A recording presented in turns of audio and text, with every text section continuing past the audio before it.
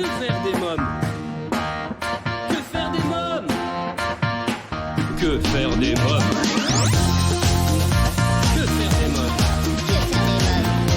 Que faire des mômes? Que faire des mômes? Que faire des mômes? Que faire des mômes? Éric Couder.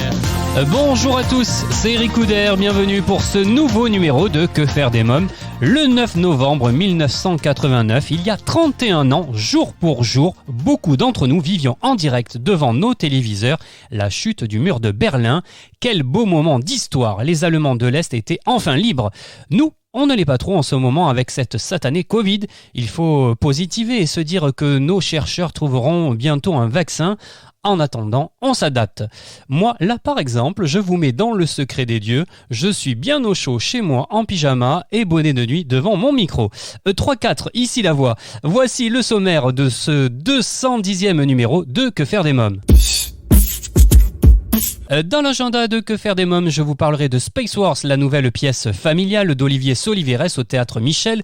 Je vous présenterai ma sélection livres. J'aurai le plaisir de recevoir en invité Martin Duré, fondateur de Les Drôles de Bouille, qui a lancé un concept très original, la coloritable, la première table coloriable et effaçable à l'infini.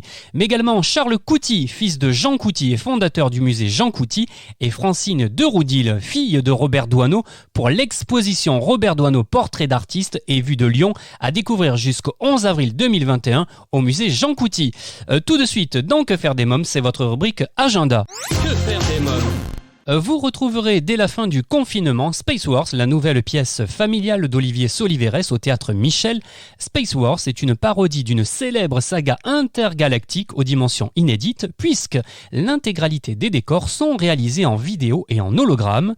Dans la navette impériale du seigneur Badbador, la princesse Sheila tente d'échapper aux soldats de l'Empire qui sont à sa poursuite. Avant d'être rattrapée, elle parvient à envoyer un appel à l'aide à son vieil ami Obion Tootui. Ce dernier décide alors, avec le soutien de son jeune disciple Jean-Luc Walker, de partir à son secours. Après les succès d'Ado, du Bossu de Notre-Dame, d'Au pays du Père Noël ou encore de Chevalier, Princesse et Dragon, Olivier Soliveres, auteur familial à succès, nous embarque à travers la galaxie dans un spectacle d'aventure et d'humour pour toute la famille à partir de 7 ans.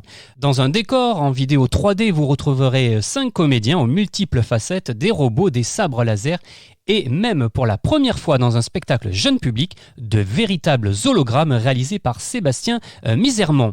Alors, Que faire des mômes vous recommande d'embarquer avec les héros de Space Wars à bord de leur navette afin de découvrir cette première parodie intergalactique pour les enfants, ados et droïdes. Space Wars à découvrir dès la fin du confinement jusqu'au 2 janvier 2021 au Théâtre Michel. Il est temps à présent donc Que faire des mômes de vous dévoiler ma sélection livres. Que faire des mômes? Fanny Gordon, qui d'abord n'existe pas en chair et en os, puisque c'est un pseudonyme, produit de l'imagination fertile de deux autrices jeunesse, Véronique Delamarre-Bellego et Pascal Perrier, publie Artémis Sorce et Griffes de leur série Mytho, un livre à découvrir à partir de 9 ans qui alerte les plus jeunes sur une problématique actuelle, le saccage incessant de la faune et de la flore. Ce nouveau Mytho sensibilise les jeunes ados à la protection de la planète. Mytho, une collection à découvrir aux éditions Slalom. Est-ce que vos enfants aiment les maths? Eh bien, Agnès Rini, agrégée de mathématiques, coach et psychopédagogue, publie aux éditions Erol Faire des maths avec plaisir et sans stress en utilisant les cartes mentales. Un ouvrage très pédagogique et ludique dans lequel parents et adolescents trouveront toutes les clés pour dénouer les blocages, retrouver la motivation et gagner en confiance.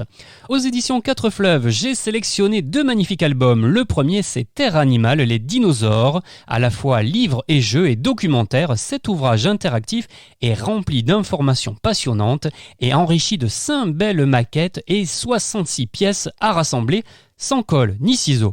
Je ne sais pas pour vous, mais moi, étant enfant, j'aurais adoré avoir un livre comme ça. Caractéristiques, mode de vie de tous les dinosaures comme le T-Rex, le Triceratops et l'Argentinosaurus. Un splendide livre que les enfants prendront plaisir à lire et à manipuler. un livre de Nancy Digman, autrice de plus de 150 livres pour enfants et magnifiquement illustré par l'illustrateur anglais Paul Davies, un livre objet comme j'aime les appeler à découvrir à partir de 5 ans. Toujours aux éditions 4 Fleuves, Cosmos, illustré par Guy Armstrong. Après Planète Terre, ce second titre d'une collection de grands livres très originaux est composé de pages sculptées en relief, de rabats et de volets à soulever qui offrent une façon unique de pénétrer au cœur de notre cosmos. L'illustration design animé avec brio et le contenu documentaire riche raviront les passionnés et les curieux. Un livre dès 6 ans. Chez Glénat Jeunesse, c'est un véritable coup de cœur. Les musiciens de l'orage, texte de Céline Personne et illustré par Juliette Barbanègre. Ce livre est d'une beauté, déjà par sa forme et sa taille 27,5 par 32,8 cm, cartonné 40 pages. Eh bien, par une nuit d'orage, un mystérieux chef d'orchestre vient chercher Harold pour l'emmener dans un opéra céleste. Dans ce merveilleux album, on lit et admire plusieurs catégories d'orage grâce à la plume enlevée de Céline Personne et aux somptueuses illustrations de Juliette Barbanègre. Après avoir lu ce livre, vous ne verrez plus jamais les orages de la même façon. Alors vous êtes beaucoup à me demander pourquoi je ne parle jamais de mes livres jeunesse. Et oui, pour ceux qui ne le savent pas encore, j'écris des livres pour les enfants. Après Histoire de loup, il y a quelques jours est sorti aux éditions LC les tomes 1 et 2 de Harmonie, la petite souris, une collection à partir de 3 ans. Alors Harmonie est une petite souris qui retombe toujours sur ses pattes et qui vit plein d'aventures. Dans le tome 1, Harmonie, la petite souris, l'album de famille, Timous, son grand frère, est occupé à faire des photographies. Son papa fait la cuisine, sa maman bricole un piège à moustache. Aussi décide-t-elle de ranger sa chambre plutôt que de se lamenter. Puis, comme souvent, c'est ainsi qu'elle retombe sur les souvenirs qui ont construit peu à peu le foyer familial au travers d'un album familial. Et si chacun vague à ses occupations, en une apparente insouciance des autres, il suffit d'un événement comme un chat désirant entrer dans leur cabane au fond du jardin pour que les liens familiaux se resserrent et que de nouveaux souvenirs se forgent. Toujours écrit par ma plume, le 4 novembre est sortie la collection Taille Crayon, alors dont les héros sont 2 enfants, le frère et la sœur, Tutu et Booster. Alors l'originalité, c'est que vous pouvez retrouver le livre publié aux éditions LC, mais également écouter les histoires en podcast sur toutes les plateformes d'écoute. Je vous propose d'écouter un extrait. Dans la forêt enneigée, tout semble si paisible. Ni les écureuils ni les oiseaux ne semblent s'agacer de la situation. Tutu se sent triste. Elle a très envie de voir ses grands-parents. Désemparée, elle a bien du mal à contenir ses larmes. Lorsque 2 voix familières s'élevèrent. « Bonjour mes enfants, c'est Nona et Opa. On va vous aider à passer. »« Ouf, nous voilà sauvés !» soupire Tutu soulagé. « Nous allons commencer par dégager cette vilaine branche qui vous barre le passage. Oh, is! Oh, is! » Ni une ni deux, voilà le chemin dégagé. Collection taille-crayon, des livres et des podcasts à écouter, écrits par votre serviteur. Vous écoutez Que faire des mômes, j'accueille à présent mon premier invité, Martin Duré. Bonjour Martin Duré. Bonjour Eric. Alors vous êtes fondateur de Les Drôles de Bouille, vous avez lancé un concept très sympa, la coloritable, la première table coloriable et effaçable à l'infini. Dites-nous un peu plus sur ce concept. Oui, tout à fait. En fait, début d'année 2020, nous avons lancé la coloritable, donc la première table à colorier à l'infini, qui est du coup une table sur laquelle l'enfant peut venir colorier directement et recommencer en l'effaçant à l'eau claire en un coup d'éponge. Autour de cette table-là, nous avons créé la marque Les Drôles de Bouille. Alors, qu'est-ce que Les Drôles de Bouille ? C'est 3 amis, 3 copains, facilement identifiables par les enfants, qui ont chacun une personnalité très marquée. Donc, c'est-à-dire que vous avez Nico qui est l'écolo, vous avez Brie qui est la protectrice de la faune et de la flore, et enfin vous avez Jamie qui est le petit scientifique. Et ces 3 petits personnages vont vivre des aventures dans nos illustrations qui seront mis sur nos tables. Est-ce que les enfants peuvent colorier avec n'importe quel feutre ou il faut des feutres spéciaux ? Alors, les feutres qui sont fournis du coup avec nos tables sont des feutres à base d'encre à eau et ultra effaçables. C'est les feutres que l'on recommande pour que l'on puisse nettoyer la table en un coup d'éponge à l'eau.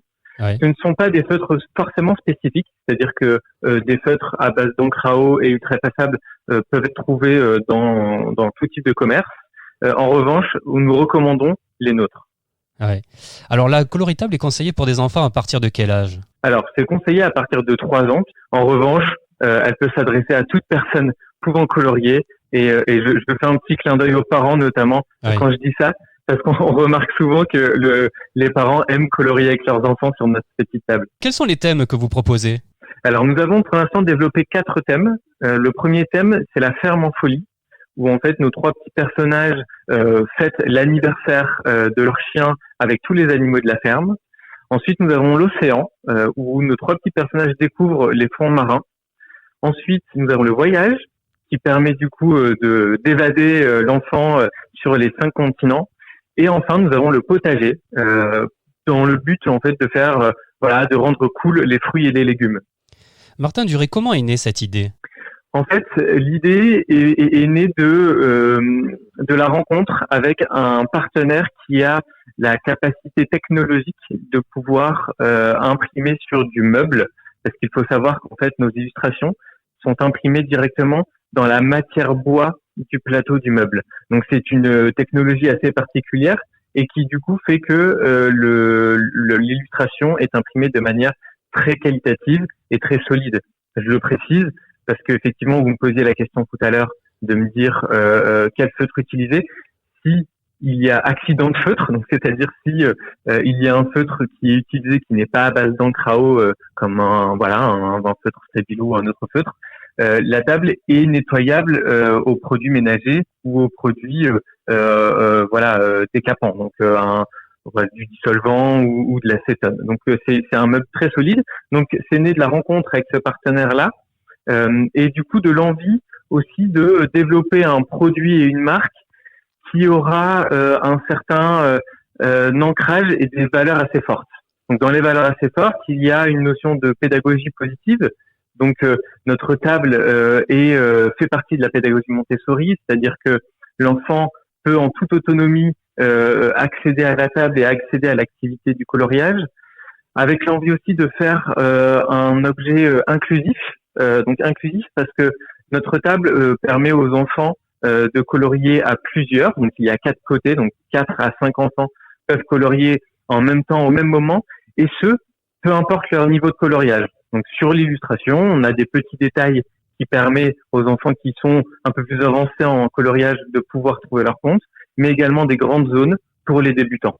Et enfin, la dernière valeur qu'on a voulu mettre dans cette table-là, elle est éco-responsable. Éco-responsable à 2 niveaux, c'est-à-dire que on est anti-gaspille de papier, puisqu'effectivement plus besoin de papier.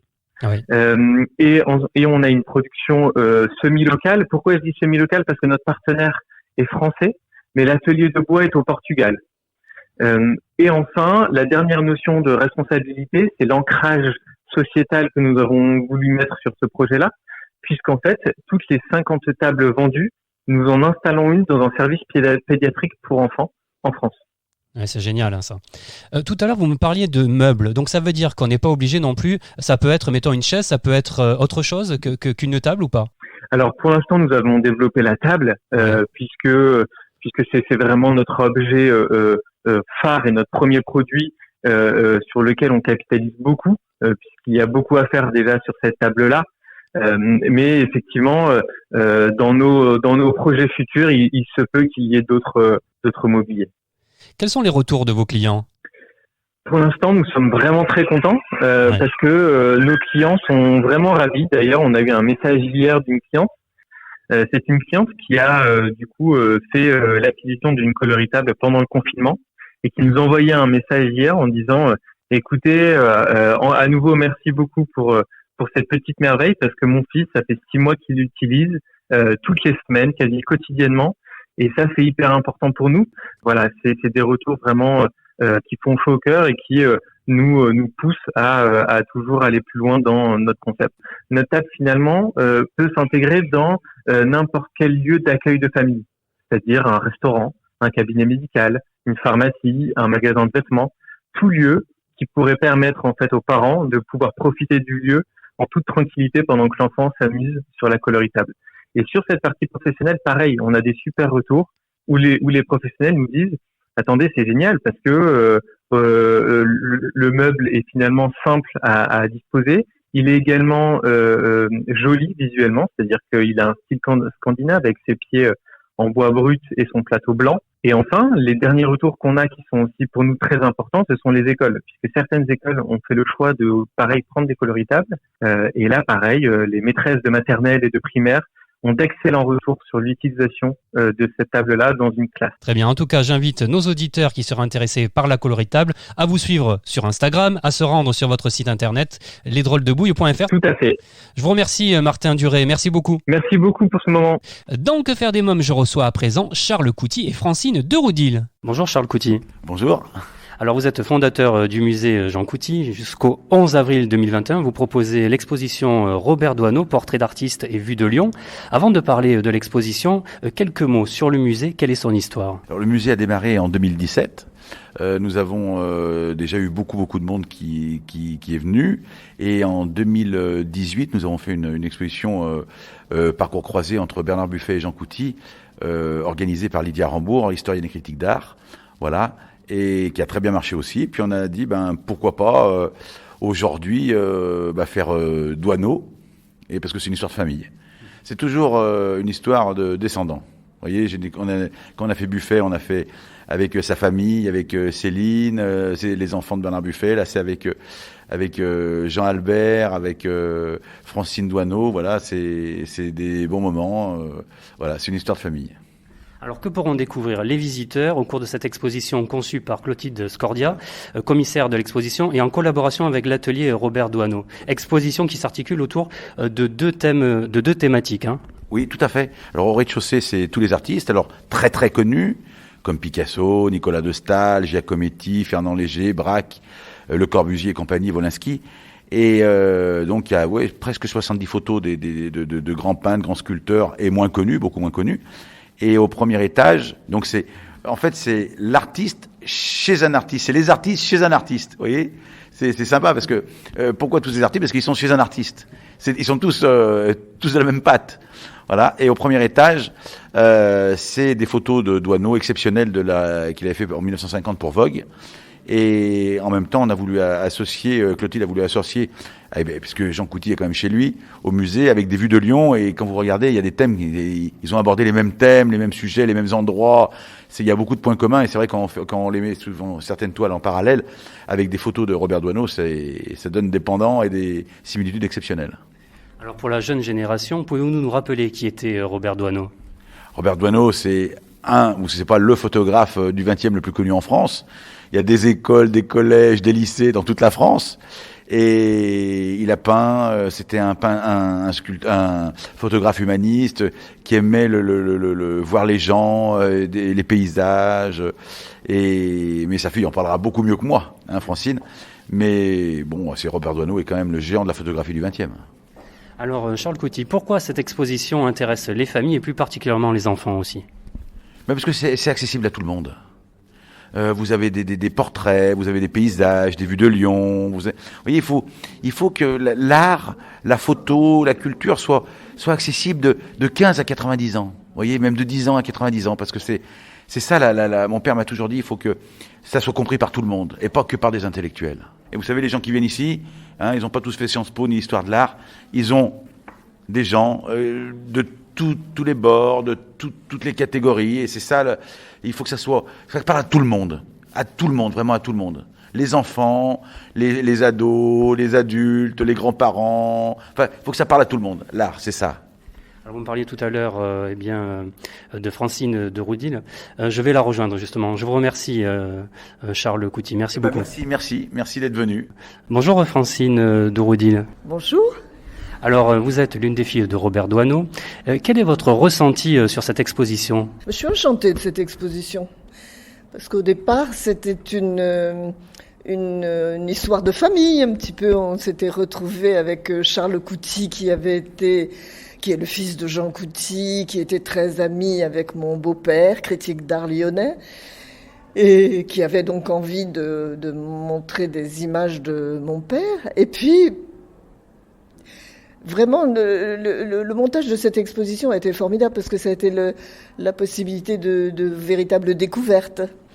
Et la façon dont Clotilde Scordia, la commissaire d'Expo, l'a menée est vraiment épatante parce qu'il y a un propos.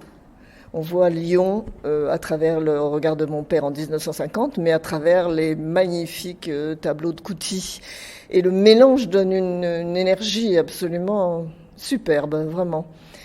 Et puis Clotilde aussi a fait un très très beau travail d'historienne de l'art sur le récit que peut évoquer l'assemblage de tous ces intérieurs d'artistes, de tous ces ateliers d'artistes. Donc c'est vraiment je suis enchantée. Quel est le plus beau souvenir que vous gardez avec votre papa? Oh, il n'y en a pas un. La présence de mon père était une présence très lumineuse. D'ailleurs, sinon, je ne m'occuperais pas de ces photos aujourd'hui. C'est vraiment quelqu'un qui laisse une trace de bonheur, de recherche de bonheur. C'était quelqu'un aussi qui pouvait être mélancolique et grave quand même. Mais il n'aimait pas la guerre, il n'aimait pas les tensions. Il cherchait toujours à rendre heureux, il cherchait toujours à alléger les moments de tension et qui peuvent être terribles quelquefois dans la vie. Et donc sa présence, quand on le voyait arriver dans une pièce, on se disait on va passer un bon moment. Donc ça, c'est quand même formidable d'avoir ce cadeau-là à la maison. Quelle est la photographie de votre père que vous aimez le plus? Alors, j'aime pas choisir une photo parce que je pense que la collection de mon père, c'est 450 000 négatifs. C'est considérable, hein. Et dans les 450 000, il y a beaucoup de travaux de commande et de choses industrielles qui sont peut-être moins intéressantes. Mais malgré tout, c'est beaucoup d'images. Et ce qui fait l'œuvre, n'importe qui peut être photographe. On peut tous faire un chef-d'œuvre. On peut tous un jour appuyer sur un déclencheur et faire une photo absolument formidable. Ce qui fait la carrière d'un photographe, c'est le fait de renouveler ce miracle-là souvent.